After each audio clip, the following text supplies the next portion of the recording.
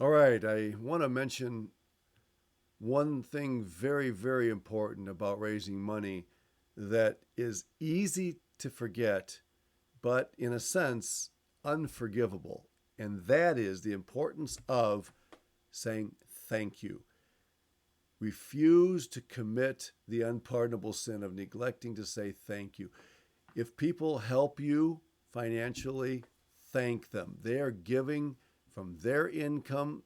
In a sense, they are sacrificing something that they could be purchasing if they had that money to spend on themselves. And so this is very important. Never take the attitude that, well, God's people owe this to me because after all, I'm the one going to the mission field and I'm the one sacrificing my homeland and learning a new language and struggling with the heat or whatever. And so, there it's no skin off their noses to do that. Don't ever have that attitude when it comes to money. Always express thanks first to God for his provision, but then to those God uses to make that provision a reality in your ministry. Okay?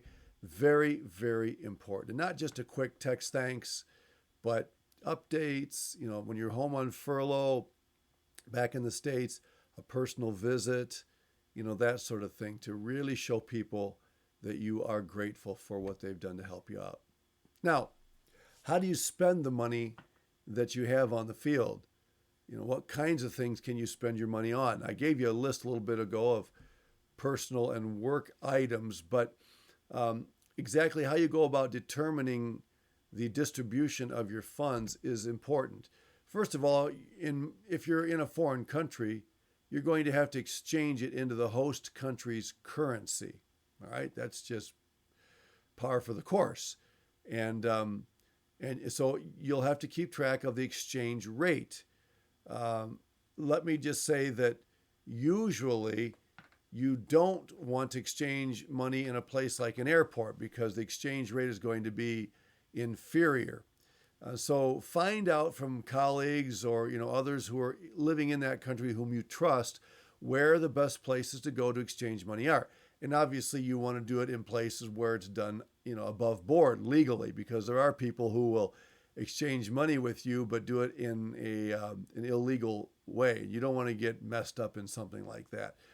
So usually it's a bank, or there are some places that actually exist for that purpose of exchanging money. Just make sure that you do your homework and find out where the legitimate and best places are with the best rates. Okay, and work with your teammates to make decisions about work funds. If you have a certain amount of your support that is designated to work funds, don't assume that all those decisions can be made just by you. If you're working with colleagues on the field, then work with them in determining what kinds of projects are best. Because in some cases, you're going to be contributing money to help in projects that your colleagues are also helping to fund. Perhaps together you want to build a camp and you need to build some buildings for the camp, or maybe buy a campground. And so this is something that you and your colleagues will work together to accomplish. And so there is teamwork involved in this. And it's very important that you keep that in mind. On some fields, there are certain funds that have been established into which each of the colleagues is expected to contribute something. For example, in Brazil, we had what we called a disaster fund on our field in northeast Brazil. And each month, each of us as missionaries, we voluntarily gave, but we were kind of expected to give a little bit to that. It's not a lot, just a small amount, because very few emergencies would happen, praise God. But every once in a while there would be an emergency, maybe a health need or an accident or a flood, just some sort of emergency that would require funds that the missionary wouldn't have available. And so over the years, they've been building up this fund by each contributing a little bit. It's kind of like a way of self-insuring, if you will, and against potential disasters. We had a case where I had an accident that, praise God, didn't involve any hospitalization, or nobody was killed or anything like that. But it did involve banging up a car, and it was my fault. I banged up the guy's car, and I helped him get it into a shop where he could get it fixed. And then I needed about $2,000 to help pay for that. And so I contacted my colleagues, and we got permission through the right channels to come up with $2,000 from the disaster fund to help pay for that. And that was a fund that I had been helping to give to as well. And so all I'm saying is that it's not just you who will be deciding how to spend your money unless you're a pioneer out working all by yourself. If there are teammates involved, then there are certain things that you're going to need to be deciding together. All right? And then this is just so very, very important to remember. Live within your means. It's easy to get in over your head. And if you do that and you start spending money you don't have, using credit cards or whatever, you can get yourself in a very, very uncomfortable situation.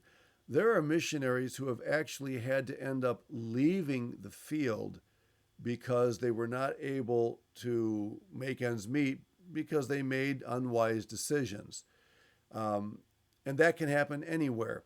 That's something that you need to be working on right now because whether you end up on the mission field or not, it's going to be very important that you learn how to spend money that you have and not to go into deep debt. What happens when a missionary goes into debt? Well, sometimes colleagues will feel obligated to help them out. Hey, you go to your colleague and say, man, I'm in kind of a pinch right now. I've kind of overextended myself. Any way you could help me out until I'm able to pay that back. And that can get very, very awkward. And it can produce tension and division among colleagues on the field. Some mission agencies actually have a provision whereby if you dip down below, you overextend yourself on a certain month, that there's enough money in the bank of the home office to cover that because the home office is handling the funds of several missionaries. So in a sense, you're kind of borrowing from other missionaries until you're able to pay that back. But you don't want to get yourself in that kind of a situation because it can cause tension. There are missionaries that have actually had to leave the field and come home because they never learned how to be responsible with their funds. They bought things that they thought they needed or that they thought they deserved because of all that they were sacrificing to be there, and it just doesn't help. And sometimes missionaries end up writing back to their churches when that happens, saying, hey, we're in trouble. Is there any way that you could consider a special gift or consider raising our monthly support? And again, that can be very awkward. And so, really work hard.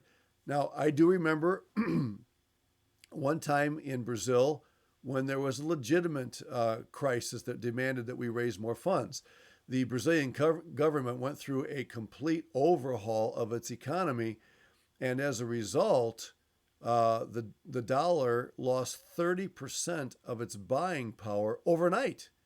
I mean, that's almost 1/3 of our buying power. Well, what are you going to do in that case? Well, the missionaries buckled down. They tried to be careful about what they spent, and perhaps some of the projects and ministry things that they wanted to do would have to be put on a back burner for the time being. And a lot of them took early furloughs and went home and just had to go around and raise more support because of that. That's a situation that's understandable. There's no need to be embarrassed or feel ashamed when that sort of thing happens because you have literally no control over that, okay? So when I say live within your means, I'm talking about the typical situation where you just have to make wise decisions before spending money on things that you don't have funds to support. Okay? And so the Bible talks a lot about money. Okay? It has a lot to say about stewardship. And remember that your colleagues aren't the only ones who are watching, but the nationals are also watching. And if they see you living in extravagance when you don't have the money to do that, then your testimony among the people you're trying to reach is going to be damaged, and your ability to win them and to work with them is going to become very complicated. So be careful with the money situation, and be sure you use it wisely. So again, this is an area that is very important to study carefully, and now is the time to be working on good financial stewardship so that you can be responsible and honor God with the way you spend your money and the way other people perceive you as a financial steward.